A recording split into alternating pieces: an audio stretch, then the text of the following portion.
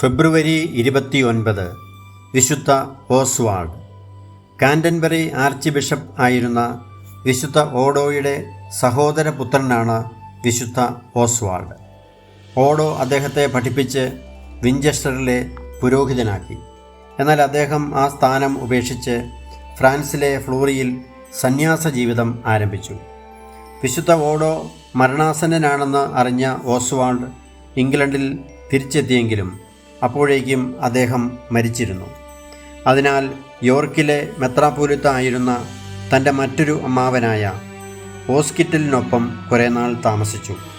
കാൻറ്റർബറിയിലെ പുതിയ ആർച്ച് ബിഷപ്പായ വിശുദ്ധ ഡസ്റ്റൻ ഓസ്വാൾഡിൻ്റെ വിശുദ്ധ ജീവിതത്തിലും ജീവകാരുണ്യ പ്രവർത്തനത്തിലും ആകർഷിക്കപ്പെടുകയും അദ്ദേഹത്തിൻ്റെ ശുപാർശയനുസരിച്ച് ഓസ്വാൾഡിനെ വൂൾസെറ്ററിലെ മെത്രാനായി നിയമിക്കുകയും ചെയ്തു.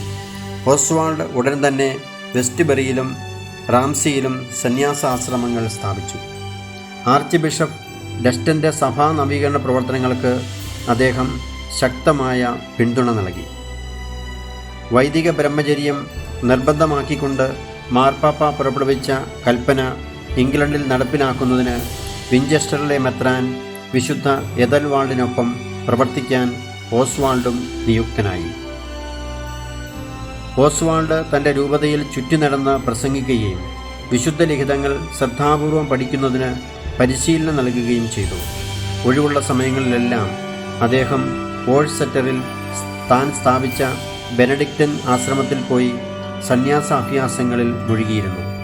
974 ഓസ്വാൾഡ് യോർക്കിലെ ആർച്ച് ബിഷപ്പായി ഉയർത്തപ്പെട്ടു.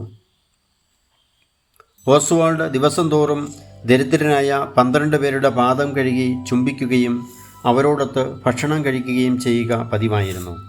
992 ഫെബ്രുവരി 29 ഏറ്റവും ഒടുവിലത്തെ ആളിൻ്റെ പാദം കഴുകി ചുംബിച്ചതിന് ശേഷം പിതാവിനും പുത്രനും പരിശുദ്ധാത്മാവിനും സ്തുതി ചൊല്ലി.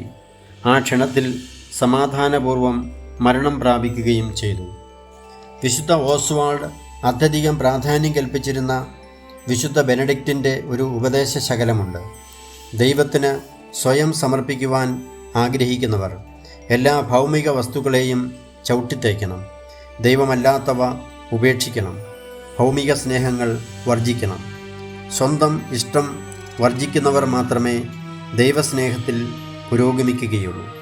സ്വയം പരിത്യജിച്ചും സ്വന്തം ഇഷ്ടം നിഷേധിക്കുവാൻ നിരന്തരം പരിശ്രമിച്ചുകൊണ്ടുമാണ് ഓസ്വാൾഡ് പുണ്യപരിപൂർണത നേടിയത്.